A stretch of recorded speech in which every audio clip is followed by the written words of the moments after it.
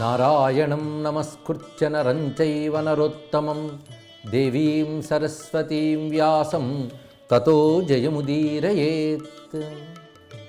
శివాయ గురవే నమః. ఈటీవీ లైఫ్ ఆధ్యాత్మిక ఛానల్ తమసోమా జ్యోతిర్గమయ జీవన వేదం కార్యక్రమానికి స్వాగతం.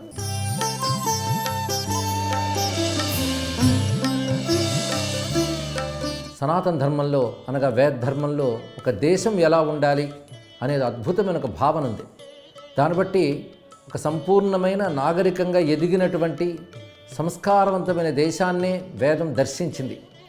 అలాంటి దేశాన్ని సాధించాలనే పరమాత్మ కూడా ప్రార్థించింది. అందుకే బ్రహ్మన్ అని సంబోధిస్తూ యజుర్వేదంలో మంత్రం చెప్తున్నారు. అస్మిన్ రాష్ట్రే అంటే ఈ రాజ్యమునందు అనగా ఈ దేశమునందు ఎలాంటి వాళ్ళు కలగాలి అంటే ముందుగా బ్రహ్మవర్చసి అజాయతాం అంటే జ్ఞానప్రకాశంతో ప్రకాశించే జ్ఞానులు ఉండాలి మొదటిది. రెండవది రాజన్య శూర అంటే శూరులైనటువంటి పాలకులు ఉండాలి. మూడవది చక్కగా మహారథులై శత్రువుని క్షోభ పెట్టగలిగేటటువంటి యోధులు ఉండాలి. తర్వాత దోగ్ధ్రీధేను అధిక క్షీరధారాలనిచ్చేటువంటి ఆవులు ఉండాలి. అదేవిధంగా వృషభములు ఉండాలి. ఇక రథములు చక్కగా వేగవంతంగా ఉండాలి. యోష స్త్రీలు బుద్ధిమంతులైన స్త్రీలు ఉండాలి. ఇంకొకటి సభలు నిర్వహించగలిగే సమర్థవంతులైన యువకులు ఉండాలి. అలాగే మేఘములు కోరిన విధంగా వర్షిస్తూ ఉండాలి. నికామే నికామే పర్జన్య వర్షతు కోరినప్పుడల్లా మనకు వర్షాన్ని ఇచ్చేటువంటి విధంగా మేఘములు ప్రవర్తించాలి. అదేవిధంగా ఓషధులు ఫలవంతంగా ఉండాలి. యోగక్షేమ కల్పంతాం యోగము క్షేమము సిద్ధించాలి. ఇవి ఒక్కొక్కటి మనం పరిశీలిస్తూ ఉంటే ఒక దేశం క్షేమంగా ఉండాలంటే ఏం కావాలో అన్ని ఇందులో చెప్తున్నారు. ముందుగా జ్ఞానులు ఉండాలి అంటున్నారు. ఇక్కడ జ్ఞానం అనేది దేశానికి ప్రధానమైనటువంటి అంశం ఇక్కడ. అందుకే జ్ఞానులు అనగా తెలివైన వారు, శాస్త్రవేత్తలు శాస్త్రము ద్వారా గ్రహించిన జ్ఞానాన్ని ప్రజోపయోగంగా వినియోగించగలిగే వారే జ్ఞానులు అవుతారు. అంతేగాని ఊరికనే చదువుకుని జ్ఞానం పెట్టుకుంటే ఏం లాభం? ఆ జ్ఞానాన్ని క్రియారూపంగా 10 మందికి ఉపయోగించినట్టు చేసిన వాళ్ళే జ్ఞానులు. అలాంటి జ్ఞానులు నా దేశంలో ఉండాలి. అలాంటి వాళ్ళే పుడుతూ ఉండాలి నా దేశంలో. అంటే జ్ఞానుల సంఖ్య ఎక్కువగా ఉండాలి. రెండవది శూరులు ఉండాలి అన్నారు ఇక్కడ. రాజన్య అంటే పాలించేవారు, ప్రజల్ని ఆనందింపజేసేవాడే రాజు. ఎలా ఆనందింపజేస్తాడు? చక్కని పాలన ద్వారా ఆనందింపజేస్తాడు. అందుకే రంజనత్వాత్ చక్కని పాలన కలిగించి ఆనందింపజేస్తాడు కనుక రాజు అని చెప్తున్నారు. అలాంటి రాజులు శూరులై ఉండాలి. శూరులు అంటే పరాక్రమవంతులై ఉండాలి. దేశానికి శత్రువుల నుంచి దాడులు జరగకుండా కాపాడగలిగేటట్టు రాజు ఉండాలి. ఎందుకంటే శత్రువులు కానీ దాడి చేస్తే దేశంలో ఉన్న సంపదలు దోచుకోబడతాయి, హింస ఉంటుంది, విధ్వంసాలు ఏర్పడతాయి. అలా కాకుండా దేశం భద్రంగా ఉండేటట్టు చూడవలసిన బాధ్యత పాలకులది. అంటే దేశంలో ఉన్న పౌరులకి, దేశంలో ఉన్న సంపదలకి, ప్రకృతికి కూడా ఇతరుల దాడి నుంచి ప్రమాదం కలగకుండా కాపాడవలసిన బాధ్యత పాలకులకు ఉంటుంది. ఆ బాధ్యతే శూరత్వం అని చెప్పబడుతున్నది. వాటిని ఎదుర్కోగలిగే పరాక్రమం ఉండాలి. అదేవిధంగా మహారథులు కలగాలి అన్నారు. మహారథులు అనేటువంటి వారు యుద్ధంలో చక్కగా నేర్పరితనంతో ప్రవర్తించగలిగేవారు మహారథులు. అలాంటి గొప్ప గొప్ప సైన్యము, సేనాధ్యక్షులు నా దేశంలో ఉండాలి. ఇక ఆవులు, వృషభములు ఇవన్నీ గోసంపద బాగా ఉండాలి అని చెప్తున్నారు. ఇది కూడా ఆలోచించవలసిన అంశం. కేవలం పాలు, పెరుగు వీటి కోసం మాత్రమే కాకుండా గోవుల ఉనికి అన్ని విధాలు కూడా క్షేమంకరం. అందుకే నా దేశంలో గోవులు బాగుండాలి. గోవుల్లో మళ్ళీ ఇక్కడ చెప్తున్నారు ధేనుహు అనడ్వాన్ అన్నారు. ధేను అంటే ఆవులు, అనడ్వాన్ అంటే ఎద్దులు. ఈ రెండు కలిపే గో అని. మనం గో సంరక్షణ, గోవుల గురించి మాట్లాడేటప్పుడు రెండింటి గురించి చెప్పుకోవాలి ఇక్కడ. అంటే వృషభములు, ఆవులు ఇవన్నీ కూడాను చక్కగా సమృద్ధిగా ఉండాలి. ఆవులు సమృద్ధి కలిగిన క్షీరములు ఇవ్వాలి అన్నారు. అందుకే భారతదేశం అద్భుతమైన గోసంపదకి అనాదిగా ప్రాధాన్యం ఇస్తున్నది. గోస్వాములు అనే మాట ఉన్నది. గోస్వాములు అంటే గొప్ప గోసంపద కలవారు అని అర్థం. సంపదల్లో గోసంపదను అత్యంత ఉత్కృష్టంగా భావించేవారు. అది మహాభారతంలో కూడాను విరాట పర్వంలో గోసంపద గురించి చాలా విశేషమైన అంశంలో చెప్తూ ఉంటారు. నకులుడు గోపాలంలో నైపుణ్యం పొందినవాడు అని చెప్తారు. అంటే గోవులను రక్షించడం అనేది అంత ప్రధానమైనటువంటి అంశముగా అనాదిగా భారతదేశం భావిస్తున్నది. గోసంపద బాగుంటే పాడి బాగుండడమే, పంట బాగుండడం మాత్రమే కాకుండా గోవుల ఉనికి చేత ఒక పవిత్రత ఏర్పడుతుంది. ఒక సద్భావ తరంగాలు కూడా కలుగుతుంటాయి. అది గోసంపద బాగుండాలి అని తర్వాత చెప్తున్నారు. అంటే జ్ఞానము, శూరత్వము, సైన్యము, ఆ తర్వాత చెప్తుంది గోవులు. ఇవన్నీ ఎవరి కోసం? లోకక్షేమం కోసం. అలాగే పురంధిర్యోష జిష్ణు అన్నారు ఇక్కడ. పురంధిర్యోష అంటే సమర్థవంతంగా బుద్ధిమంతముగా పురాలను పాలించగలిగే విధంగా స్త్రీలు ఉండాలి అన్నారు. ఇక్కడ పురములు అంటే గృహములు మొదలైన వాటి చెప్పుకోవాలి. గృహాన్ని పాలించేది స్త్రీ, అదే గృహ సామ్రాజ్ఞి, గృహిణి ఇత్యాది నామాలు చెప్తున్నారు. ఇయం గేహే లక్ష్మీ అంటాడు రామచంద్రమూర్తి అని ఉత్తర రామచరిత్రంలో భవభూతి తెలియజేస్తాడు. ఇంట్లో లక్ష్మి వంటిది స్త్రీ. అంతేకాదు ఇంటికి పరిపాలకురాలు. ఇల్లు చక్కగా ఉంటేనే అలాంటి ఇళ్ళ వల్ల ఊరు బాగుంటుంది, క్రమంగా దేశం బాగుంటుంది. ఈ ఇల్లు చక్కటి వ్యవస్థగా నడిచే చూడవలసింది ఎవరు అంటే స్త్రీకి ప్రధానంగా చెప్పారు. ఇక్కడ ఆమె స్థానం ఒక మహారాణి వంటిది. ఇంటిని చక్కగా చూడడం అంటే వండి పెట్టడం మాత్రమే కాదు, ఇంట్లో ఉన్నటువంటి సభ్యులందరూ సక్రమంగా ప్రవర్తించేటట్టు, వారి వారి కర్తవ్యాలు నిర్వహించేటట్టు స్త్రీ ప్రేరేపించాలి. దానికి విధంగా ఆమె ఇంటిని తీర్చిదిద్దాలి అని చెప్పడం. అలాంటి స్త్రీలు నా దేశంలో ఉండాలి. పైగా పురాలను పాలించగలిగిన దక్షత కలవారు అంటే వారు కూడా పరిపాలనా దక్షత కలిగిన వారు ఉండాలన్న భావం కూడా చూపిస్తున్నారు. అంటే స్త్రీ ప్రాధాన్యం కూడా ఇక్కడ కనబడుతున్నది. స్త్రీ స్వేచ్ఛగా, క్షేమంగా, భద్రంగా ఉండాలి దేశంలో. అలా స్త్రీ క్షేమంగా ఉన్న దేశమే గొప్ప దేశం అవుతుంది. అందుకే అలాంటి స్త్రీలు ఉండాలి అని చెప్పారు. ఇక యువకులు ఎలా ఉండాలి? ఈ యువకులు సభేయో యువాస్య అని మాట చెప్పారు ఇక్కడ. అంటే సభా నిర్వహణలో చతురులైనటువంటి వాళ్ళు, జిష్ణు విజయలక్షణం కలిగినటువంటి యువకులు, వాళ్ళు వీరులైన వారు నా దేశంలో పుట్టాలి అంటే నా దేశంలో ఉండాలని కూడా భావం ఇక్కడ. ఇక్కడ యువకులకు ఉండవలసిన 3 లక్షణాలు చెప్తున్నారు. మనం అంటూ ఉంటాం దేశంలో యువత సంఖ్య చాలా ఎక్కువ అని. నిజమే, అది గర్వించదగ్గ అంశమే. కానీ ఆ యువత సక్రమంగా ఉన్నారో లేదో చూసుకోవాలి. కేవలం విందులు, వినోదాలు, అదేవిధంగా నియమరహితంగా ప్రవర్తించడాలు, విచ్చలవిడితనం కలిగిన యువత ఉంటే అది వారికి క్షేమం కాదు, దేశానికి క్షేమం కాదు. యువత ఎలా ఉండాలంటే ఇక్కడ ప్రధానంగా 3 లక్షణాలు చెప్తున్నారు. ముందుగా సభ్యులై ఉండాలి, అంటే సభ్యత కలిగి ఉండాలి. సభ్యత అంటే సభల్లో ఉండగలిగినటువంటి అన్ని లక్షణాలు ఉండాలి. ఒక సభలో ఉండాలంటే వాడికి నిర్వహణ సామర్థ్యం ఉండాలి, చక్కగా భావాలను వ్యక్తీకరించగలగాలి, అనుకున్న ప్రయోజనాలను సాధించగలగాలి. ఈ 3 లక్షణాలు ఉన్నటువంటి వాళ్ళని సభ్యులు అంటారు. సభలో ఉండడానికి అర్హులు. అలాంటి సభ్యత మనం అంటూ ఉంటాం, సభ్యత సంస్కారం ఉండాలండి. ఆ సభ్యత అంటే అర్థం ఏమిటి? సభలో ఉండగలిగిన అర్హతలే సభ్యత అని చెప్పబడుతున్నది. ఆ సభ్యతల్లో ప్రధానంగా మాట తీరులోనూ, ఆలోచన విధానంలోనూ అందరినీ మెప్పించగలిగే విధంగా ఉండాలి. ఒక సభలో మాట్లాడేమంటే అందరూ ఆమోదించే విధంగా మాట్లాడాలి కదా. అలాగే సభలో ప్రవర్తన కూడా అందరూ హర్షించే విధంగా ఉండాలి. అలా ఉండగలిగేమే సభ్యత. రెండవది జిష్ణు, జయం సాధించే లక్షణం ఉండాలి యువకులకి. జయం అంటే అర్థం ఏంటంటే ఏ కార్యం చేపట్టారో అందులో సిద్ధిని పొందాలి, అంటే ఆ కార్యాన్ని సాఫల్యం చేయగలగాలి. అదే జయలక్షణం అంటే అర్థం. అలాంటి లక్షణం కలిగిన వారి ఉండాలి. అంటే కేవలం మాట చాతుర్యం మాత్రమే కాకుండా కార్యసాఫల్యం కూడా చేయగలిగే విధంగా ఉండాలి యువత. ఇది రెండవ లక్షణం. మూడవది వీరులై ఉండాలి. వీరులనే మాటకి వేదం ప్రకారంగా చాలా చాలా అర్థాలు ఉన్నాయి. ఒకటి, ముందడుగు వేసినప్పుడు మన వెనకడుగు వేయకుండా ఉండగలగాలి. అది వీరత్వంలో ప్రధానమైన లక్షణం. అలాగే వీర అనే విషయానికి మరొక అర్థం ఏంటంటే ఒక పనిని అనేక విధాలైనటువంటి ఆలోచనలతో, కోణాలతో సాధించగలగడం కూడా వీరత్వమే. ఈరయహ అంటే గతయహ అని చెప్పారు. వివిధములైన గతులతో అంటే వివిధములైన పద్ధతులతో, వివిధములైన కోణాలతో ఒక పనిని అన్ని విధాలా దర్శించి చేయగలగాలి. అదేవిధంగా సాఫల్యం పొందే వరకు వెనుకడుగు వేయకూడదు. కొందరుగా పని చేయాలని సంకల్పించుకుంటారు, కానీ మధ్యలోనే నిరుత్సాహంతోనో మరొక దాంతోనో వెనక్కి వచ్చేస్తారు. అలా కాకుండా కార్యసిద్ధి లభించే వరకు ఎక్కడా మొక్కబోని ధైర్యంతో చెక్కు చెదరకుండా ముందుకు వెళ్ళడమే వీరత్వము. అలా వెళ్ళాలి, కార్యాన్ని సిద్ధింపజేసుకోవాలి. సిద్ధింపజేసుకోవడం జయము, దానికి తగ్గ ప్రయత్నం చేయడం వీరత్వం. ఈ రెండిటితో పాటు ఉండవలసినది సభ్యత. ఈ 3 కలిగినటువంటి యువకులు ఉండాలన్నారు. అంటే ఇది యువత ఎలా ఉంటే బాగుంటుందని. అందుకని అవినయంగా ప్రవర్తిస్తూ విచ్చలవిడితనంగా వ్యసనాలతో తిరుగుతూ ఉన్న యువత ఆ దేశానికి భారం. అలా కాకుండా సమర్థవంతంగా సభల్లో కూర్చోగలిగినంత సంస్కారము, జ్ఞానము కలిగిన వారి ఉండాలి. అది జ్ఞానము, వీరత్వము, విజయశీలత. ఈ 3 యువకులకు ఉండాలి. అంటే యువతకు ఉండాలి. యువకులు అంటే కేవలం పుంలింగంలో చెప్పాను కాకుండా యువత అంటే స్త్రీలు, పురుషులు కూడా యువత అని చెప్పబడతారు. అటువంటి వారు ఇలా ఉండాలి. ఆ తర్వాత ప్రకృతి అనుకూలించాలని తర్వాత చెప్తున్నారు. ఇక్కడ చెప్పేటప్పుడు ముందు ప్రకృతి అనుకూలించాలని చెప్పకుండా ముందుగా దేశంలో వాళ్ళు ఎలా ఉండాలని జ్ఞానులు, వీరులు, యుద్ధంలో నేర్పరులు, అదేవిధంగా చక్కని స్త్రీలు, అంటే చక్కని పరిపాలనా దక్షత, గౌరవం కలిగిన స్త్రీలు, ఆ తర్వాత యువకులు, వీరందరినీ చెప్పిన తర్వాత ప్రకృతిని చెప్తున్నారు. అంటే దేశం అంటే కేవలం మనుష్యులు మాత్రమే కాదు, ప్రకృతి కూడా, ఇది తెలుసుకోవాలి. అందుకే దేశంలో అందులో ఉన్న పౌరుల క్షేమం కోసం చూడడం ఎంత అవసరమో ప్రకృతి క్షేమం కోసం కూడా అంత జాగ్రత్తగా ప్రవర్తించాలి రాజు. అందుకే దేశంలో ఉన్న ప్రకృతి వనరులు చెడిపోకుండా కాపాడుకోవాలి.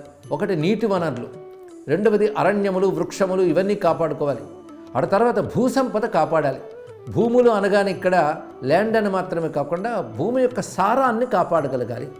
ఇప్పుడు ప్రపంచంలో కొత్త ఆందోళన ఒకటి వస్తున్నది, భూముల సారం పోతుంది అని. కారణం ఏంటంటే ఎక్కువ ఉత్పత్తులు సాధించుకోవడం కోసమని భూమిలో కూడని పదార్థాలతో ఎక్కువ పంటలు పండించాలని ప్రయత్నిస్తున్నారు. అలాంటి కృత్రిమమైన పద్ధతితో పండించడం వల్ల భూసారం పోతోంది, సరైన ఆహారం కూడా లభించడం లేదు. అందుకే భూమి సారవంతంగా ఉండాలి. కృషిమత్ కృషస్వ అని చెప్పినట్లుగా కృషిశీలురైనటువంటి, అంటే చక్కగా వ్యవసాయం చేయగలిగిన వాళ్ళు ఉండాలి. దానితో మంచి మంచి పంటలు పండగలగాలి, భూమి బాగుండాలి. అదేవిధంగా భూమి బాగుండడం కోసం, పంటలు పండడం కోసం కావలసినవి మేఘములు. ఈ మేఘములు వర్షించాలి. అయితే మేఘములు వర్షించకపోతే ఒక ప్రమాదం, ఎక్కువ వర్షిస్తే మళ్ళీ ప్రమాదమే. అందుకే అతివృష్టి, అనావృష్టి లాంటి దోషాలు లేకుండా మేఘములు మేము కోరిన విధంగా వర్షించాలి. రామాయణంలో కూడా రాముడి కాలంలో వర్షాలు ఎలా ఉండేవని చెప్తూ కామవర్షి చ పర్జన్యాహ అని ఒక మాట అన్నారు. కామవర్షి అంటే కోరిన విధంగా వర్షిస్తుంది మేఘం. ఇక్కడ కాలవర్షి అంటే సకాలంలో వర్షాలు పడడం ఒకటి, అది కాలవర్షి అంటారు. కోరిన విధంగా వర్షించడం ఒకటి, అది కామవర్షి. ఈ రెండిట్లో చిన్న అందమైన భేదం ఏమిటి అంటే సకాలంలో వర్షాలు పడడం అవసరమే, కానీ ఆ కాలంలో అతిగా వర్షాలు పడిన ప్రమాదం కదా, అందుకే కామవర్షి అన్నారు. ఇక్కడ ఈ ప్రకృతిలో వర్షములు చక్కగా ఉండాలని ప్రతివారు కోరుకుంటారు. దేశంలో పంటలు బట్టి అభ్యుదయాన్ని చెప్పాలి కనుక పంటలకు వర్షం అవసరం కనుక ఆ వర్షములు కామవర్షి అని చెప్పడం మంచిదే. కానీ ముందుగా ప్రజల్ని చెప్పి తర్వాత ప్రకృతి ఎందుకు చెప్పారంటే ధర్మబద్ధమైన ప్రవర్తనతో ప్రజలు జీవిస్తేనే ప్రకృతి అనుకూలంగా ఉంటుంది అని ఒక అద్భుతమైన భావం వేదం ఈ చెప్పిన పద్ధతిలో మనకు గోచరిస్తున్నది. అందుకని ముందు ప్రకృతి గురించి చెప్పి తర్వాత ప్రజల గురించి చెప్పలేదు, ముందు ప్రజల గురించి చెప్పి తర్వాత ప్రకృతి గురించి చెప్పారు. అంటే ప్రకృతి బట్టి ప్రజలు బట్టి ప్రకృత అంటే ప్రజలు ధర్మబద్ధంగా ఉంటేనే ప్రకృతి కావలసినవి ఇస్తుంది, ఇది తెలుసుకోవాలి. ప్రకృతి జడ పదార్థం కాదు కనుక మన ఇష్టానుసారం ప్రకృతిని వాడుకుంటాం అనుకుంటే అవి కాల పరిమాణంలో, కాల పరిణామంలో కూడా అవి ప్రమాదాన్ని కలిగిస్తాయి. అందుకే ప్రకృతి పట్ల బాధ్యత కూడా ఇక్కడ చెప్పబడుతున్నది. ధర్మబద్ధంగా మానవులు ఉన్నప్పుడు ప్రకృతి మనకు అనుకూలంగా ఉంటుంది. అది అధర్మ ప్రవృత్తి ఏర్పడితే ప్రకృతిలో ఒక భయంకరమైన విజృంభణలు కూడా కనిపిస్తాయి. ఉప్పెనులు రావచ్చు, భూకంపాలు రావచ్చు, అదేవిధంగా కొన్ని భయంకరమైన ఉత్పాతాలు కలగవచ్చు. వీటంటే కారణం ఏంటి? ధర్మవిరుద్ధమైన ప్రవర్తన ప్రజల్లో వచ్చినప్పుడు. అందుకే అధర్మం లేకుండా ధర్మంగా ఉన్నప్పుడే ఈ కామవర్షి కాలవర్షీలు ఉంటాయి అని రామాయణ గ్రంథములు కూడా చెప్తున్నాయి. అందుకే ధార్మికమైన పాలకులు ఎక్కడుంటారో అక్కడ ప్రకృతి క్షేమంగా ఉంటుంది అనే అంశము మహాభారతంలోనూ రామాయణంలో కూడా కనబడుతుంది. పాండవులు ఎక్కడున్నారో పోల్చుకోవాలి అంటే కొన్ని లక్షణాలు చెప్తారు భారతంలో. వాళ్ళు ఎక్కడుంటారో అక్కడ ఏ క్షోభ లేకుండా ఉంటుంది, కరువు కాటకాలు లేకుండా ఉంటాయి. దాన్ని బట్టి పాండవులు అక్కడ ఉండవచ్చని పోల్చుకోవచ్చు అని చెప్పడంలో గొప్ప విషయం ఏంటంటే అటువంటి సత్పురుషులు వారు. అంటే మానవులు సత్పురుషులైతే ప్రకృతి చక్కగా అనుకూలంగా క్షేమంగా ఉంటుంది. అందుకే ఏవైనా భయంకర ఉత్పాతాలు జరుగుతున్నాయంటే అధర్మం పెచ్చు పెరిగిందని అర్థం. అందుకే ధర్మబద్ధమైన ప్రజాజీవనం ఉంటేనే ప్రకృతి అనుకూలిస్తుంది. కనుకనే ముందు ధర్మబద్ధమైన ప్రజల్లో అనేక రకాల వాళ్ళు ఉంటారు, అందరూ ఒకే విధంగా ఉండరు. కొందరికి శౌర్యం ఉంటుంది, కొందరికి జ్ఞానం ఉంటుంది, మరికొందరికి పరిపాలన దక్షత ఉంటుంది, మరికొందరికి కొన్ని సంస్కారములు ఉంటాయి, కొన్ని ప్రత్యేక సమర్థతలు ఉంటాయి. అన్నీ ఒకరి దగ్గర ఉండవు, ఒక్కొక్కరిలో ఒక్కొక్క సమర్థత ఉంటుంది. ఈ వివిధమైన సమర్థతలు కలిగిన వారందరూ కలిస్తేనే ఒక సమాజం, ఒక దేశం ఏర్పడుతుంది. కనుక వారందరూ సమర్థవంతులై ఉండాలి. అదేవిధంగా అవి లోకోపకారంగా ఆ సమర్థతలు వినియోగింపబడాలి. అది ధర్మబద్ధమైన సమాజం అంటే. అప్పుడు ప్రకృతి అనుకూలిస్తుంది. కనుకనే వర్షములు చక్కగా కురియుగాక. రెండవది ఫలవత్యోన ఓషధయ అన్నారు ఇక్కడ. అంటే ఓషధులు చక్కగా ఫలించుగాక. పైగా ఫలించడం, పక్వస్థితిని పొందడం రెండు చెప్పారు. పచ్యంతా మన మాట కూడా అన్నారు. ఓషధులు అంటే అనేక రకాల ఔషధులు ఉన్నాయి. కేవలం ఔషధి నుంచే ఔషధం అనే శబ్దం కూడా పుట్టింది. ఆ ఔషధులు అంటే మనం సస్యములను కూడా ఔషధులు అంటారు. అలాగే పుష్పములు, ఫలములు, మూలములు ఇవన్నీ కూడా ఔషధి శబ్దం చేత చెప్పబడుతున్నవే. ఈ ఔషధులు వర్షముల వల్ల వృద్ధి చెందుతాయి. ఆ ఔషధుల వల్ల మనం వృద్ధి చెందుతాం. అందుకే అన్నాదులనిచ్చి ఆరోగ్యాన్ని ప్రసాదించే రకరకాల ఔషధులు భూమి యందు ఉండాలి. అవి కూడా సకాలంలో చక్కగా పండాలి, లభించాలి. ఔషధుల్లో కూడా ఒక దివ్యత్వాన్ని వేదములు వర్ణించాయి. ఆ ఔషధులు కూడా మన ధర్మాన్ని అనుసరించి అందుతూ ఉంటాయట. హనుమత్ స్వామి సంజీవిని ఔషధం తీసుకురావడానికి హిమవత్పర్వత ప్రాంతాలకు వెళ్ళినప్పుడు ఆ ఔషధ దేవతలు అంతర్ధానమయ్యని చెప్తాడు. అంటే అవి కనబడకుండా ఉన్నాయట. దానితో హనుమంతుడు ఆ పర్వతాన్ని పెకరించి తీసుకొచ్చాడని చెప్తుంటారు. అంటే ఔషధులు కూడాను కనబడేవి కనబడేవి లక్షణం ఉంది. అంటే ప్రజలకి అందుబాటులోకి రావాలని ఔషధులు అనుకోవాలి. ఔషధులకు కూడా దేవతలు ఉంటూ ఉంటారు, అధిదేవతలు ఉంటూ ఉంటారు. వాళ్ళు కూడా ధర్మబద్ధంగా మానవులు ఉన్నప్పుడు ఆ దేవతలు అనుకూలిస్తాయి. కనుక ఔషధులు మాకు ఫలవంతములై పక్వమై లభించుగాక అని చెప్తున్నారు.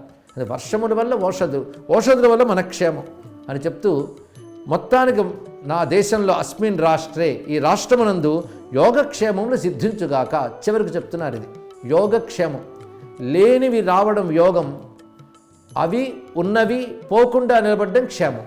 ఈ యోగక్షేమాలు సిద్ధించాలని చివరికి చెప్తున్నారు. నిజానికి యోగక్షేమం అనే మాట మనం వాడుతూ ఉంటాం. యోగక్షేమం వహామ్యహం అనే మాట కూడా. అయితే అది వేదాంతపరంగా చెప్పిన అర్థం వేరే ఉండొచ్చు. కానీ ముందు సామాజికంగా, భౌతికంగా, ధార్మికంగా చెప్పిన అర్థాలు చూస్తుంటే అందరూ యోగక్షేమాలతో ఉండాలని అనుకుంటారు. అంటే కావలసినవి లభిస్తే యోగము, అవి పోకుండా ఉంటే క్షేమము అని స్థూలంగా అర్థం చెప్పుకోవచ్చు కదా. అలాంటి యోగక్షేమములు సిద్ధించాలి అంటే ఆ రాష్ట్రంలో ఉండవలసినవన్నీ ఈ లక్షణాలు. మొత్తానికి రాష్ట్రం యొక్క ప్రయోజనం మాత్రం అందరూ యోగక్షేమములతో ఉండాలి. అలా ఉండాలంటే అంత జ్ఞానులు బాగుండాలి, పాలకులు బాగుండాలి, వీరులు ఉండాలి, చక్కని సంస్కారవంతమైనటువంటి యువకులు ఉండాలి, సమర్థవంతమైన స్త్రీలు ఉండాలి, సకాలంలో వర్షాలు పడాలి, ఔషధులు ఫలించాలి. ఇవి ఉండాలి ఉత్తమమైన దేశంలో అని చెప్తున్నారు. ఇది మనం ఆలోచించినట్లయితే ప్రపంచంలో నేటికి కూడా గొప్ప దేశం, మంచి దేశం అంటే ఈ లక్షణాలతోనే ఉండాలి కదా. ఇలాంటి సర్వసులక్షణమైన ఒక దేశాన్ని ఇలా ఉండాలి అని పరమాత్మను ప్రార్థించేటువంటి ఒక భావం వేదాల్లో కనబడింది అంటే ఎంత నాగరికత మన వేద జీవనంలో, జీవన వేదంలో ఉందో తెలుసుకోగలగాలి. అలాంటి నాగరికమైనటువంటి అద్భుతమైన భావ సంస్కారములు మన యొక్క సంస్కృతిలో కనబడుతుంటాయి, వేద సంస్కృతులు గోచరిస్తూ ఉంటాయి అని భావాన్ని వేదం ద్వారా గ్రహిస్తూ వీటిని మనకి మరింత కథలతో, ఉదాహరణలతో చెప్తూ పురాణములు, ఇతర శాస్త్రములు వర్ధిల్లాయి. ధర్మశాస్త్రాలు కూడా ఇదే వాక్యాలను చెప్తూ ఉంటాయి. మొత్తానికి మానవులు సమర్థవంతంగా ఉండాలి, దక్షత కలిగి ఉండాలి అని చెప్తూ అవి మొత్తం ఎన్ని లక్షణాలు చెప్పారంటే దక్షస్య చిత్తిం, అంటే చిత్తిం అనే మాటకి జ్ఞానం అని అర్థం, దక్ష అంటే సమర్థత అని అర్థం. సమర్థత కలిగినటువంటి జ్ఞానం ఉండాలి. అదేవిధంగా శుభగత్వం, మంచి భాగ్యం ఉండాలి. భాగ్యం అంటే మంచి పనుల వల్ల లభించే ఫలాన్ని భాగ్యం అనాలి. దీన్ని అదృష్టం అని కూడా అంటూ ఉంటారు. అందుకే సౌభాగ్యం, శుభగత్వం అది. అది సమర్థవంతమైన జ్ఞానం ఒకటి, భాగ్యం ఒకటి. ఇప్పుడు రెండయ్యే. మూడవది పోషం రయీణాం, ధన సమృద్ధి ఉండాలి. అంటే దేనివల్ల మనం పోషింపబడతామో దాన్ని ధనం అనాలి. అంటే మనల్ని పోషించగలిగేటువంటి సంపద మనకు సమృద్ధిగా ఉండాలి అని చెప్తున్నారు. పైగా మనందరం కూడా ధనవంతులం కావాలని ఋగ్వేదంలో మంత్రం చెప్తుంది, వయం శ్యామ పతయో రయీణాం. దీన్ని బట్టి మనందరం అంటే ప్రజలందరమును కూడాను సంపదలు కలిగిన వారు ఉండాలి. ఏ ఒక్కడు దరిద్రుడిగా ఉండకూడదు, సంపదలు కలిగి ఉండాలి.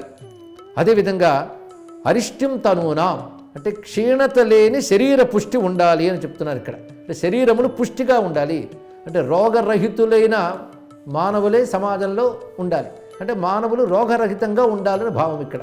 ఇది కూడా ఒక చక్కని దేశం ఎలా ఉండాలని ఆలోచించేటప్పుడు కూడా మనకు తెలుస్తున్నది. సమర్థవంతమైన జ్ఞానం కలిగిన వారు, పోషించగలిగే సంపదలు కలిగినటువంటి వారు, అలాగే ఎన్ని సంపదలున్నా ఆరోగ్యం గొప్ప సంపద. అది ఆరోగ్యం కలిగినటువంటి శరీరం, పుష్టి కలిగిన శరీరం కలిగిన వారు.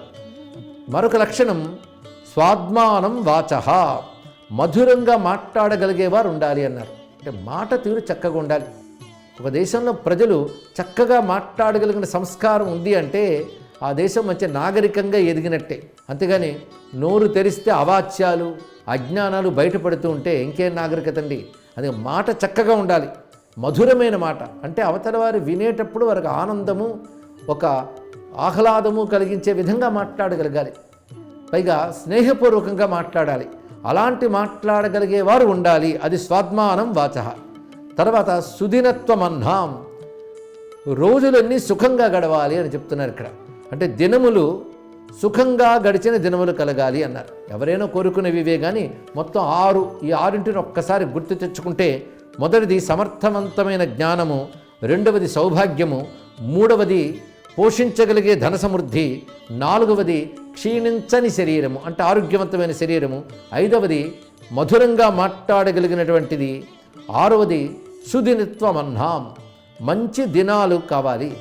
సుదినత్వం అన్నాం అంటే ఒక పొద్దున మనం లేచామంటే ఆ రోజంతా బాగుండాలని కోరుకుంటాం. సుషాచమే సుదినించమే అని వేదమాతే చెప్తున్నది. అలాంటి సుదినాలు కావాలి అని. అయితే సుదినం అంటే ఏమిటి, ఇది కూడా తెలుసుకోవాలి కదా. సుదినం అంటే మనకు సుఖాలు కలుగుతూ ఉంటే, భోగాలు వస్తుంటే సుదినం అని కాదుట. ఏ రోజున మనం జ్ఞానంతో గడుపుతామో అదే సుదినం అని చెప్పారు. అంటే విందులు వినోదాలతో కాలక్షేపం చేయడం కాకుండా జ్ఞానంతో కాలక్షేపం చేయాలి. కానీ ఎవరికి ఏది కాలక్షేపం అంటే, వేదశాస్త్ర విచారేణ కాలో గచ్చత్ ధీమతాం వ్యసనేన చ మూర్ఖాణం నిద్రయా కలహేనవా అన్నారు. కొందరికి శాస్త్రము జ్ఞానము వాటి గురించి విచారించడం, వాటిని జీవితంలో అమలుపరుచుకునే విధానములు చేయడం కొందరికి సుదినములు. కొందరికి కాలక్షేపం ఏంటి అంటే ఒకరితో పోట్లాడడం, లేదా నిద్రపోవడం, వ్యసనాలు పాలవడం, ఇవి కొందరికిట. అందుకే సుదినములు ఎవరు అవుతాయంటే, ఎవరు శాస్త్రజ్ఞానమును విచారణ చేస్తూ అధ్యయనం చేస్తూ ఉంటారో, అధ్యయనం చేసిన శాస్త్రజ్ఞానాన్ని జీవితంలో అమలుపరుస్తారో వాళ్ళ దినములే సుదినములు. అంటే ఇవాళ రోజు మనకి జ్ఞానం పొందినది కావాలి, ఆ జ్ఞానాన్ని ఆచరించినది కావాలి. ఇలాంటి రోజులే నా జీవితంలో ఉండాలని కోరుకోవాలి. అలాంటి మంచి సుదినములు నాకుండుగాక. సుదినం అనే మాటకి మంచి నిర్వచన శాస్త్రం చెప్తున్నది. అలాంటి దినములతో మొత్తం సమాజంలో మానవులందరూ బాగుండాలి అని. ఈ విధంగా సమస్త పౌరులు, ప్రకృతి వీటన్నిటి క్షేమాన్ని అంత అద్భుతంగా దర్శించినటువంటి వేదమాతకు నమస్కరిస్తూ స్వస్తి. ఈ కార్యక్రమాన్ని తిరిగి చూడాలనుకుంటే www.youtube.com/ETV Life Spiritual లో చూడవచ్చు.